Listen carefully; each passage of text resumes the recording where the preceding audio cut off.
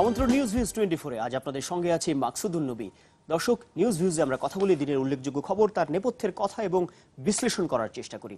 আজ আমরা কথা বলবো, আপনারা জানেন, বর্তমানে অন্যতম আলোচিত ঘটনা বরগুনার সদর উপজেলার ইউএনও প্রসঙ্গ। আপনারা জানেন যে তাকে নিরাপত্তা দিতে ব্যর্থ হওয়ার অভিযোগে আজ বরিশাল এবং বরগুনার জেলা প্রশাসককে প্রত্যাহার করা হয়েছে। কেবল তাই নয়, আগামীকাল থেকে অনুষ্ঠিত হতে যাওয়া জেলা প্রশাসক সম্মেলনেও তারা অংশ নিতে পারবে না। বরিশালের ডিসি হিসেবে দায়িত্ব পেয়েছেন সমাজ কল্যাণ প্রতিমন্ত্রীর একান্ত সচিব হাবিবুর রহমান এবং বরগুনায় দায়িত্ব দেওয়া হয়েছে পাবনা জেলা পরিষদের প্রধান নির্বাহী কর্মকর্তা মোখলেসুর রহমানকে। জনপ্রশাসন প্রতিমন্ত্রী ইসমত আরা সাদেক এ তথ্য জানান।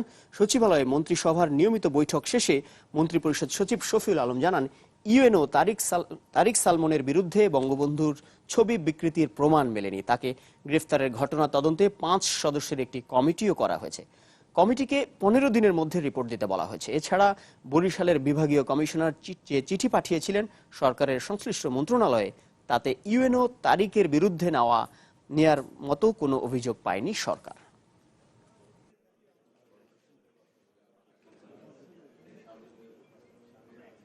অতিরিক্ত সচিব, মন্ত্রিপরিষদ বিভাগ, জনপ্রশাসনের একজন জয়েন্ট সেক্রেটারি, জননিরাপত্তা বিভাগের একজন জয়েন্ট সেক্রেটারি, আইন ও বিচার বিভাগের জয়েন্ট সেক্রেটারি, প্রধানমন্ত্রীর কার্যালয়ের একজন জয়েন্ট সেক্রেটারি, মোট মিলে 5 জনের কমিটি করে দেওয়া হয়েছে। কোনো ক্ষেত্রে আইনের ব্যত্যয় হয়েছে কিনা, ডেভিয়েশন বা ওভার এক্সেসিভ পাওয়ার বা আইনের বিচ্যুতি হয়েছে কিনা সেটা ওনারা দেখবেন। প্রধানমন্ত্রী গ্রহণ করেননি, আমরা তো আরও করব না, কেন আমাদের কাজ হচ্ছে আমাদের অফিসারদেরকে তাদের ভালো মন্দ দেখা। তারা যদি কোনো অন্যায় কিছু করে, যদি অনিয়ম কিছু করে, আমরা ডেফিনিট পদক্ষেপ নেব যেন এইটা আগামীতে আর কেউ এরকম অন্যায় করতে সাহস না পায়। দর্শক, এ নিয়ে আমরা আরো কথা বলবো। আমাদের সঙ্গে কথা বলার জন্য যোগ দিচ্ছেন আমাদের সহকর্মী মাসুদুর রহমান এবং আমাদের সঙ্গে আরো যোগ দেবেন ঢাকা বিশ্ববিদ্যালয়ের আইন বিভাগের শিক্ষক হাফিজুর রহমান কার্জন। আমাদের সঙ্গে আছেন মাসুদ, প্রথমে আপনার কাছে যেটি জানতে চাই যে বরিশালের যে মুখ্য মহানগর হাকিম তিনি বলেছেন, তিনি সুপ্রিম কোর্টে একটি ব্যাখ্যা পাঠিয়েছেন রেজিস্ট্রার অফিসে। তিনি ব্যাখ্যায় বলেছেন যে একবারও ওই ইউএনওর জামিন নামঞ্জুর করা হয়নি। তিনি কার্যক্রম চলার এক পর্যায়ে এজলাসে যান এবং তিনি এক ধরনের ব্যাখ্যা দিয়েছেন যে জনরোষ থেকে ওই ইউএনওকে বাঁচাতে তিনি কিছু সময়ের জন্য তিনি মুলতবি ঘোষণা করেন আদালত। আসলে তিনি কি ব্যাখ্যা দিয়েছেন এবং এর পরবর্তী অগ্রগতি যদি আপনি আমাদের জানান। মাকসুদ, আসলে গত কয়েকদিন ধরে যে বিতর্ক চলছিল, আসলে বঙ্গবন্ধুর ছবি বিতর্ক যে কেন্দ্র করে যে ঘটনাটি ঘটেছে, এখানে আসলে ইউএনও সেই ছবিটি বিকৃতি করেছেন কিনা সেটি নিয়ে কিন্তু আসলে মূল বিতর্ক। আসলে এই ঘটনার পর গতকালকে কিন্তু দিনভর বৈঠক করেছেন সুপ্রিম কোর্ট প্রশাসন, একের পর এক বৈঠক করেছেন। সকালবেলায় কিন্তু বরিশালের সিএমএম আলী হোসেনের কাছে ব্যাখ্যা চেয়ে বসেন সুপ্রিম কোর্ট প্রশাসন। প্রধান বিচারপতি যেটা নির্দেশ দিয়েছিলেন, এই ব্যাখ্যার 2 ঘন্টার মধ্যেই কিন্তু তিনি তার ব্যাখ্যাটি ইন্টারনেটের মাধ্যমে পাঠিয়ে দিয়েছেন, যেটি মূল কপি আমাদের কাছে রয়েছে, চ্যানেল 24-এর কাছে রয়েছে। কালকে আমরা এটি নিয়ে সংবাদও প্রচার করেছি। আসলে তিনি তার ব্যাখ্যায় যে প্রত্যেকটি পৃষ্ঠায় কিন্তু তিনি উল্লেখ করেছেন যে জামিন নামঞ্জুরের কোনো ঘটনা কিন্তু ঘটেনি, এরকম কিন্তু তিনি দেখিয়েছেন। এবং যেখানে তিনি বলেছেন যে সেদিন জামিন নামঞ্জুরের কোনো ঘটনাই ঘটেনি। এবং ব্যাখ্যার এক পর্যায়ে তিনি লিখেছেন, সেখানে তিনি প্রায় 12টি কারণ উল্লেখ করেছেন। এর মধ্যে তিনি বলেছেন যে জনরোষের হাত থেকে সাময়িকভাবে সেদিনে ঘটনা দৃষ্টি অন্যদিকে ফেরাতে তিনি শুনানিটি মুলতবি করেন এবং সেই মুলতবির এক পর্যায়ে ইউএনওকে কোথায় নিয়ে যাওয়া হয়েছে কিংবা গণমাধ্যম কর্মীরা পুলিশকে কোনোভাবে ইনফ্লুয়েন্স করেছে কিনা বাইরে নিয়ে যাওয়ার জন্য, সেটি তিনি বলেছেন যে এটি তিনি জানেন না। তবে এটির একটি অগ্রগতি আছে, আমি বলি, সেটি হলো যে গতকালকে যে ব্যাখ্যাটি সুপ্রিম কোর্ট চেয়েছিল সেটির পূর্ণাঙ্গ নথি কিন্তু আজ সকালে সুপ্রিম কোর্টে এসে পৌঁছায়। গতকালকে তিনি ব্যাখ্যাটি ইন্টারনেটের মাধ্যমে পাঠিয়েছিলেন। আজকের যে ব্যাখ্যাটি এসেছে, এরপরে এইটি নথিটি পাঠানো হয়েছে প্রধান বিচারপতির কাছে, যেখানে আসলে প্রধান বিচারপতি সিদ্ধান্ত নেবেন এই বিচারপতির বিরুদ্ধে কোনো রকম ব্যবস্থা নেওয়া হবে নাকি তাকে এখান থেকে মুক্তি দেওয়া হবে। একটি বিষয় যে বিচারকদের অপসারণ বা বদলি করতে হলে কিন্তু একটি দ্বৈত ব্যবস্থাপনা রয়েছে। সেখানে একটি যদি কোনো বিচারককে বদলি করতে হয়, শোকজ করতে হয়, সেক্ষেত্রে সুপ্রিম কোর্ট প্রথমে একটি পরামর্শ দেয় আইন মন্ত্রণালয় এবং এই ব্যাখ্যার পরে আইন মন্ত্রণালয় যদি ব্যাখ্যায় সন্তুষ্ট হয় তাহলে তাকে রাখতে পারে, অথবা যদি ব্যাখ্যায় অসন্তুষ্ট হয় পরবর্তীতে আইন মন্ত্রণালয় তার বিরুদ্ধে পরবর্তী পদক্ষেপ গ্রহণ করেন। এক্ষেত্রে আসলে মূল বিষয়টি সুপ্রিম কোর্ট কি করেন, ব্যাখ্যা আসার পর আজকের যে ঘটনাটি ঘটেছে, আমাদের বরিশাল প্রতিনিধি কাউসার হোসেন রানা কিন্তু একটি অনুসন্ধানী প্রতিবেদন করেছেন, যেখানে তিনি একটি অসঙ্গতি পেয়েছেন। যদি সেদিনের ঘটনা তারিক সলমনকে যদি সেদিন কারাগারে ওখানে না পাঠানো হয়। মাসুদ, আপনি আমাদের সঙ্গেই থাকুন, আপনার কাছে আমরা আবারও আসবো। আমাদের সঙ্গে আছেন ঢাকা বিশ্ববিদ্যালয়ের আইন বিভাগের সহযোগী অধ্যাপক doctor Sheikh Hafizur Rahman Curzon. Sir, আপনার কাছে আসতে চাই যে আপনি নিশ্চয়ই এই ঘটনাটি পুরোটাই দেখছেন। এর আগে ওই বিষয় নিয়ে আপনি বিভিন্ন টেলিভিশন চ্যানেলে কথা বলেছেন। এই ঘটনাটি অনেক দূর গড়িয়েছে। আজকে দুজন জেলা প্রশাসককে প্রত্যাহার করা হয়েছে, তদন্ত কমিটি গঠন করা হয়েছে। অন্যদিকে সেই আদালতের যিনি বিচারক, তিনি একটি ব্যাখ্যা পাঠিয়েছেন। স্যার, আপনিও আইনের শিক্ষক, আপনার কাছে যেটি প্রথমে জানতে চাই, আইনগতভাবে তারিক সলমান, সেই ইউএনও এখন কি প্রতিকার পেতে পারেন? তার তো মানহানি হয়ে গেল এক ধরনের। হ্যাঁ, প্রতিকার যেটা পেতে পারেন সেটা উনি তো কোনো মামলাও করেননি, এখন প্রতিকার চাননি। তবে সবচেয়ে বড় যে বিষয়টা, যে একজন নিষ্ঠাবান সরকারি কর্মকর্তা বিনা অপরাধে তাকে জেলে নেওয়া হয়েছে, এর চেয়ে লজ্জার আর কি হতে পারে। এবং সেক্ষেত্রে তিনি মামলা করলে তখন আমরা বুঝতে পারবো যে তিনি কি ধরনের প্রতিকার চান। আর সারা দেশে যে প্রতিক্রিয়াটি হয়েছে এবং রাষ্ট্রের তরফ থেকে, সরকারের তরফ থেকে যে প্রতিক্রিয়াটি হয়েছে, তাতে তিনি তার নিষ্ঠা এবং সততার পুরস্কার পেয়েছেন বলে আমি মনে করি। জি স্যার, আপনি আমাদের সঙ্গেই থাকুন, আমরা এই বিষয়ে আরো বিস্তারিত কথা বলবো। আপনারা দুজনেই সঙ্গে থাকুন, খানিকক্ষণের বিরতি নিয়ে ফিরবো। দর্শক, অনুষ্ঠানের পর্যায়ে ছোট্ট একটি বিরতি নিচ্ছি।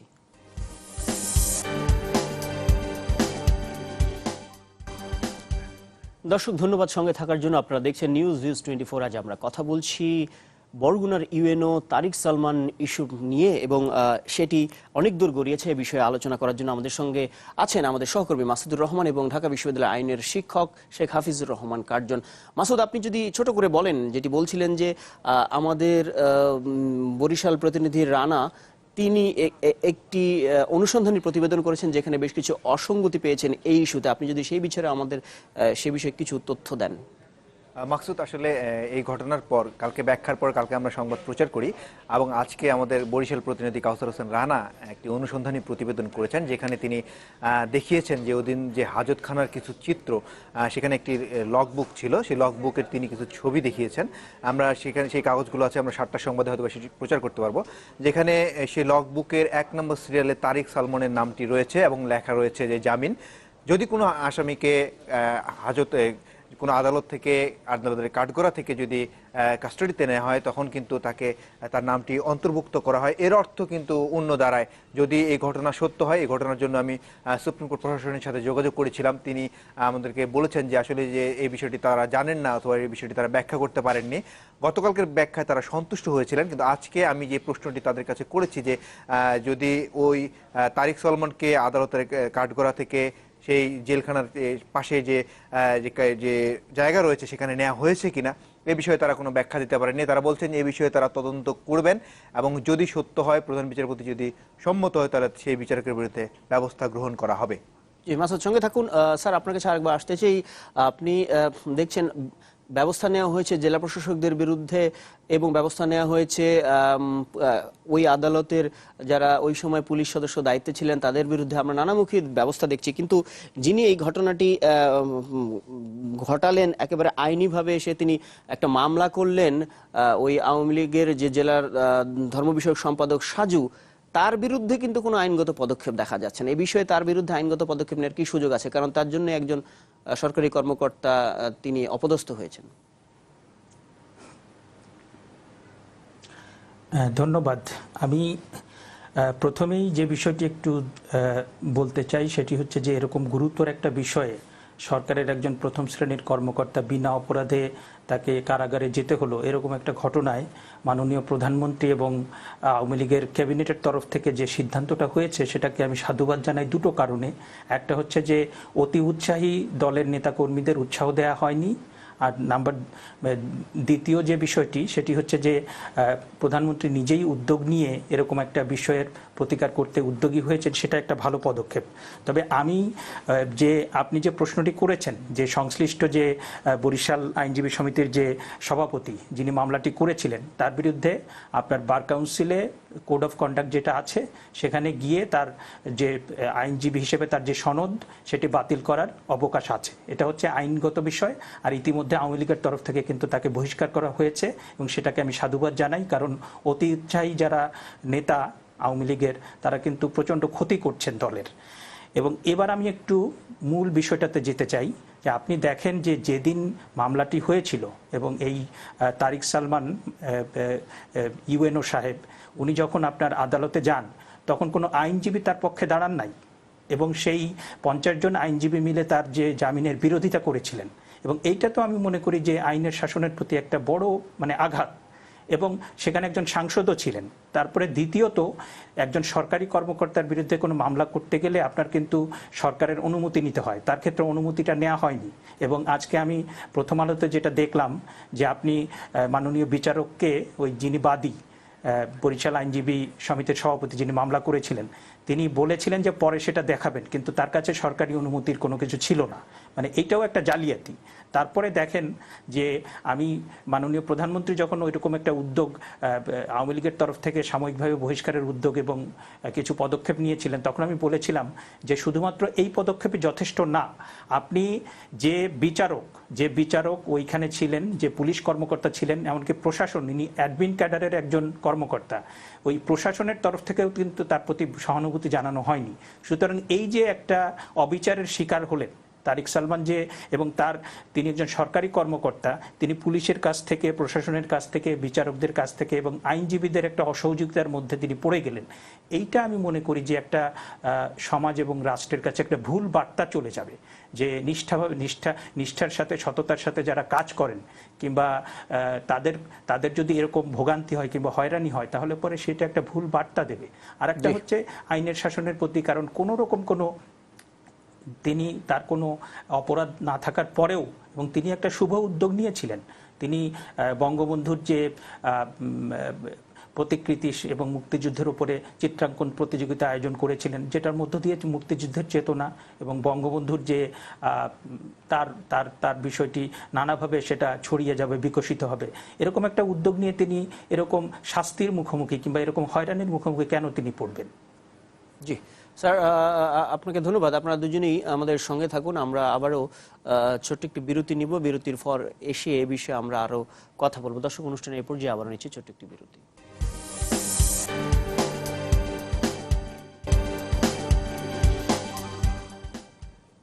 দর্শক, আরেকবার স্বাগত নিউজ ভিজ 24-এ। আজ আমরা কথা বলছি বরগুনার ইউএনও তারিক সালমানকে যে অপদস্থ করা হয়েছে সেই ইস্যু নিয়ে। আজ দুজন জেলা প্রশাসককে সেখান থেকে প্রত্যাহার করা হয়েছে বরিশাল এবং বরগুনার। আমাদের সঙ্গে যুক্ত আছেন মাসুদুর রহমান এবং ঢাকা বিশ্ববিদ্যালয়ের আইনের সহযোগী অধ্যাপক হাফিজুর রহমান কার্জন। স্যার, আপনার কাছে যদি আরেকবার আসি, আপনি নিশ্চয়ই দেখেছেন যে শুধু এটি কিন্তু মামলার মধ্যেই সীমাবদ্ধ ছিল না।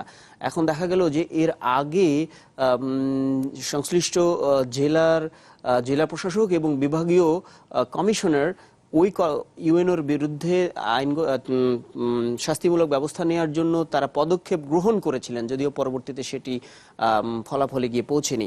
এই যে ব্যাপারটিতে শুধু একজন আওয়ামী লীগ নেতাই জড়িত না, দেখা যাচ্ছে যে তার বিরুদ্ধে আরো সরকারি উচ্চপদস্থ কর্মকর্তারা ব্যবস্থা নিয়েছিলেন। এই ঘটনাকে আপনি কিভাবে দেখেন? হ্যাঁ, সেটা হতে পারে যে একজন সরকারি কর্মকর্তা, আমি যতটুকু বিভিন্ন টেলিভিশন চ্যানেলে এবং পত্রপত্রিকায় দেখেছি যে তারিক সালমান একজন নিষ্ঠাবান সরকারি কর্মকর্তা এবং সেটা করতে গিয়ে তিনি অনেক কায়েমি স্বার্থবাদী গোষ্ঠীকে, তাদের স্বার্থকে আঘাত করেছেন এবং এর প্রেক্ষিতে কায়েমি স্বার্থবাদী এবং প্রভাবশালী মহল তাকে ষড়যন্ত্রমূলকভাবে তাকে হয়রানি করার জন্য এমন কিছু করেছে এবং সেখানে যুক্ত হয়েছে নানা গোষ্ঠী এবং সেখানে আপনার প্রশাসন তিনি অ্যাডমিন ক্যাডারের একজন কর্মকর্তা, তার নিজের প্রশাসনের কাছ থেকেও তিনি সহযোগিতাটা পাননি। এবং আরেকটা বিষয় আমার কাছে এটা মনে হয়েছে পুরো ঘটনা বিশ্লেষণ করে যে বঙ্গবন্ধুকে তো উনি আমাদের জাতির পিতা, উনি বাংলাদেশের মুক্তিযুদ্ধের মহানায়ক। তাকে তো তার যোগ্য স্থানে বসাতে হবে, কিন্তু অহেতুক স্তুতি কিংবা এমন কোনো কিছু যে বঙ্গবন্ধুকে মানে এখানে আপনার যেহেতু বঙ্গবন্ধুর ছবি বিকৃতির প্রসঙ্গটা এসছে, যার প্রেক্ষিতে অনেকের মধ্যে একটা সেলফ সেন্সরশিপ কাজ করতে পারে, এবং যাতে করে তারেক সালমানের পক্ষে ওই দিন কিন্তু কেউ দাঁড়ান নাই। এবং আরেকটা বিষয়, আপনি প্রভাবশালী মহলের সাথে সাথে আরেকটা বিষয় এখানে কাজ করে থাকতে পারে, কারণ কোনো কোনো ক্ষেত্রে আমরা দেখি যে প্রশাসনের ভিতরে আপনার জুডিশিয়ারি এবং অ্যাডমিন ক্যাডারের ভিতরে একটা কনফ্লিক্ট, মানে জুডিশিয়ারির ওরা একটু যদি সুযোগ পায় তাহলে পরে প্রশাসন ক্যাডারের কর্মকর্তাদের উপরে একটু হাত নিতে মানে এক হাত নিতে চান। আবার প্রশাসনের যে কর্মকর্তারা তারাও যেখানে সুযোগ পান জুডিশিয়ারি ক্যাডারের বিচারকদের এক হাত নিতে চান। আবার অনেক সময় আমরা দেখি যে পুলিশের সাথে অন্যান্য ক্যাডারের দ্বন্দ্ব, এরকম নানা দ্বন্দ্বেও কিন্তু এরকম দুর্ভাগ্যজনক ঘটনা ঘটে থাকতে পারে। সুতরাং এটা আমি মনে করি শুধুমাত্র একটা কারণে হয়েছে তা না, এটা অনেকগুলো কারণের পেছনে জড়িত, এবং সেটার মধ্য দিয়ে আমাদের এই বাংলাদেশে আপনার রাষ্ট্রের প্রশাসনের কোনো কোনো ক্ষেত্রে যে বিশৃঙ্খল অবস্থা কিংবা কোনো কোনো ক্ষেত্রে আপনার আইন কানুন ছাড়াই একজনকে যে হেনস্থা করা যায়, হয়রানি করা যায়, সেটার একটা মানে জলজ্যান্ত প্রমাণ। জি স্যার, আপনার সঙ্গে থাকুন। মাসুদ, আপনার কাছে আরেকবার একটু আসতে চাই। পত্রপত্রিকায় বিভিন্ন খবর আসছে যে ওই বিচারক বরিশালের মুখ্য মহানগর হাকিম তার অতীতের বিভিন্ন তার কর্মকাণ্ডের অনিয়মের খবর কিছু পত্রিকায় আসছে, যেমন লঞ্চের দীর্ঘদিনের ভাড়া না দেয়া ইত্যাদি ইত্যাদি, সেগুলো সবাই জানে মোটামুটি। এই বিষয়গুলো সুপ্রিম কোর্টের আমলে আনার কোনো সুযোগ আছে কি না, কিংবা এই ব্যাপারে বিবেচনা নিয়ে কোনো পদক্ষেপ নেওয়ার সুযোগ আছে না, এবং তিনি যে ব্যাখ্যাটি সুপ্রিম কোর্টে দিয়েছেন এই বিষয়টি এখন কোন দিকে গড়াতে পারে বলে আপনি কি মনে করছেন? মাকসুদ, আসলে গোটা বিষয়টাই কিন্তু এখন আসলে প্রধান বিচারপতি এটি দেখভাল করছেন। গোটা বিষয়ে গোটা মামলার নথিপত্রগুলো এসেছে এবং এরপরে যে পদক্ষেপটি হবে সেটি হলো যে ওই বিচারকের বিরুদ্ধে কোনো অনিয়ম করেছেন কিনা, কোনো এই সাথে কোনো অনৈতিক কোনো কিছুর সাথে তিনি জড়িত কিনা, এই পুরো বিষয়গুলো কিন্তু এখন প্রধান বিচারপতি দেখছেন। আজকে নথিটি সকালবেলা এসে পৌঁছেছে, আমি যতটুকু জানি কথাও বলেছি। আমাদের যে অনুসন্ধানী রিপোর্ট সংবাদটি প্রচার হবে সন্ধ্যা 7টায়, সেই বিষয়টিও আমি সুপ্রিম কোর্টে বলেছি যে আসলে এই ঘটনাটি সত্য কিনা, কালকের ব্যাখ্যার সাথে এই ব্যাখ্যার আজকের সংবাদের অসঙ্গতি রয়েছে, এই বিষয়গুলো বলেছি। আসলে পুরো বিষয়টি আসলে এখন প্রধান বিচারপতি যদি ওই বিচারকের বিরুদ্ধে কোনো রকম ব্যবস্থা গ্রহণ করতে চান অথবা দায়মুক্তি দিতে চান, সেটি একান্তই প্রধান বিচারপতি নেতৃত্বে যে কমিটি একটি বৈঠক হবে এবং তারা এই বিষয়ে সিদ্ধান্ত গ্রহণ করবেন। এরপরে যদি কোনো রকম তার বিরুদ্ধে শাস্তিমূলক ব্যবস্থা গ্রহণ করা হয় তাহলে সেটি আইন মন্ত্রণালয়ে পাঠানো হবে। আইন মন্ত্রণালয় যদি কোনো ব্যবস্থা নেয়, আসলে সুপ্রিম কোর্টে কোনো বিষয়ে ব্যবস্থা গ্রহণ করতে হলে সুপ্রিম কোর্ট একটি সিদ্ধান্ত নিতে হয় এবং এটি পরবর্তীতে পাশ করতে হয় আইন মন্ত্রণালয়ে। আসলে প্রধান বিচারপতির সিদ্ধান্তের পর সেটি আইন মন্ত্রণালয় পাশ করবে। মাকসুদ। জি মাসুদ, আপনার ধন্যবাদ। স্যার, আপনার কাছে আরেকবার আসতে চাই, আপনি যে বিষয়টি বলছিলেন যে অনেক সময় দেখা যায় যে প্রশাসন ক্যাডার এবং বিচার ব্যবস্থার সঙ্গে যারা জড়িত থাকেন তাদের মধ্যে এক ধরনের একটা কনফ্লিক্ট কাজ করে কখনো কখনো। একই ধরনের আমরা দেখতে পাই যে সরকারি কর্মকর্তাদের সঙ্গে সাংবাদিকদেরও এক ধরনের একটা তারা এক ধরনের দূরত্ব কিংবা মনোমালিন্য কিংবা সংঘর্ষ তারা কখনো অনুভব করেন। এই ঘটনায় অনেকে বলছেন যে আজকে সাংবাদিকরা যেভাবে তার পাশে দাঁড়ালো একজন সরকারি কর্মকর্তার, সাংবাদিকরা কখনো বিপদগ্রস্ত হলে সরকারি কর্মকর্তারা কি তেমনি ভাবে এগিয়ে আসবেন? আসলে এই ঘটনা আমাদেরকে কি বার্তা দেয় স্যার, মোটা দাগে স্যার? আমার মনে হয় যে বাংলাদেশে গণমাধ্যমের নানা সীমাবদ্ধতা আছে, তারপরেও ধরেন যে সমাজ এবং রাষ্ট্রের মধ্যে যে নানা রকম অনিয়ম এবং নানা রকম অপ্রত্যাশিত বিষয়গুলো আমরা দেখতে পাই, এই তার মধ্যে এই যে দম নেওয়ার যে স্পেসটা সেটা গণমাধ্যমই তৈরি করে দেয়। এবং সাংবাদিকরা নানা রকম ঝুঁকির মধ্যে থেকে তারা আমাদেরকে তথ্য দেন এবং তারা নানা রকম অন্যায় এবং অবিচারের প্রতিকারের জন্য এগিয়ে আসেন। সেটার জন্য আমার কাছে মনে হয় যে আমি তো নিজে মনে করি যে বাংলাদেশে এখন যে গণতন্ত্র চলছে, বাংলাদেশে এখন কার্যকর কোনো সংসদ নেই। এখন বাংলাদেশকে আপনার কার্যকর সংসদের যে অভাবটা সেটা পূরণ করছে গণমাধ্যম, এবং গণমাধ্যমে আপনার যে সংবাদ প্রচারিত হয় এবং যে আলাপ আলোচনা হয়, যে সমালোচনা হয়, যে তার জন্য কিন্তু আমার অনেক মানে চেক অ্যান্ড ব্যালেন্স কিংবা একটা ভারসাম্য রাষ্ট্র এবং সমাজের মধ্যে বজায় থাকে। এবং আমি আশা করব যে সরকারি কর্মকর্তাদের মধ্যে ভালো খারাপ সবাই আছেন, তবে সরকারি কর্মকর্তাদের মধ্যে আমরা একটা প্রবণতা লক্ষ্য করি, তারা ক্ষমতা কুক্ষিগত করে রাখতে চান এবং তারা অনেক ক্ষেত্রে গোপনীয়তায় বিশ্বাস করেন। এই গোপনীয়তার সংস্কৃতি এবং ক্ষমতা কুক্ষিগত করে রাখা, এবং অনেক ক্ষেত্রে আজকে তারেক সালমান অবিচারের শিকার হয়েছেন, আমরা তার প্রতিবাদ করেছি, আমরা তার পাশে দাঁড়িয়েছি, কিন্তু অনেক ক্ষেত্রে কিন্তু আমরা সরকারের তরফ থেকে যে সেবাটা জনগণের পাওয়ার কথা সেটা কিন্তু আমরা পাই না। এবং জনগণ যেভাবে সরকারি কর্মকর্তার পাশে এসে দাঁড়িয়েছেন সেভাবে যদি তারাও জনগণের পাশে এসে দাঁড়ান, তাহলে পরে আমি মনে করি যে মুক্তিযুদ্ধের মধ্য দিয়ে আমরা যে রাষ্ট্রটা প্রতিষ্ঠা করেছি সেই রাষ্ট্র এবং সমাজটা অনেক বেশি বাসযোগ্য হবে। জি স্যার, আপনাকে অসংখ্য ধন্যবাদ। মাসুদ, আপনাকেও ধন্যবাদ। আমরাও চাই যে সরকারি কর্মকর্তারা জনগণের কাছে এসে তারা জনগণের সেবা প্রদান করবেন, সেই প্রত্যাশা রেখে আজকের মতো শেষ করছি। সবাই ভালো থাকুন।